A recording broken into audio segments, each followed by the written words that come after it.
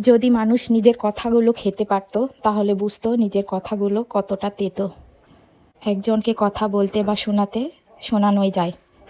মানুষের মুখে বলা কথার একটা আলাদা শক্তি আছে।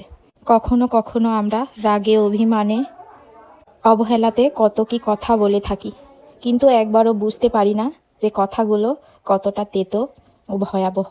কথাগুলো শুনতে অন্যের জন্য কতটা কষ্টকর, বেদনাদায়ক সেটা আমরা বুঝতে চেষ্টা করি না।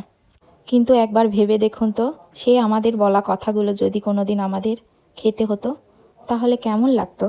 মিষ্টি বা ভদ্রভাবে কথা বলা কথাগুলো হয়তো সুস্বাদু ও মিষ্টি লাগতো, কিন্তু কষ্টদায়ক, যন্ত্রণাদায়ক, কটূক্তিমূলক, জঘন্যতম কথাগুলো বিষের মতো তেতো লাগতো।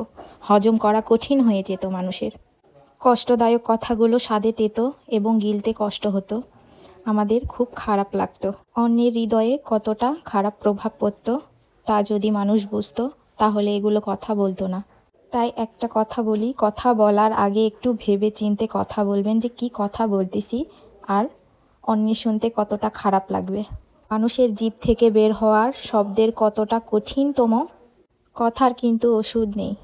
একবার বলা কথা কখনোই ফেরানো যায় না। ওজন সেটা বোঝা যেত। মায়ের আঘাতের চেয়ে কথার ওজন অনেক বেশি। নিজের কথাই যদি নিজের কাছে একদিন অনুশোচনা হয়ে ওঠে, অন্যকে কথা বলতে গেলে একটু ভেবে চিন্তে নেবেন যে আপনার কথার আঘাতে তার মনটা কতটা খারাপ হয়ে যাবে। একবার মানুষের মন থেকে উঠে গেলে আর সেই মনে জায়গা নিতে পারা অসম্ভব হয়ে ওঠে। কিছু মানুষ নিজের ভুল দেখার বেলায় অন্ধ, অন্যের ভুল দেখার বেলায় অনবীক্ষণ যন্ত্র।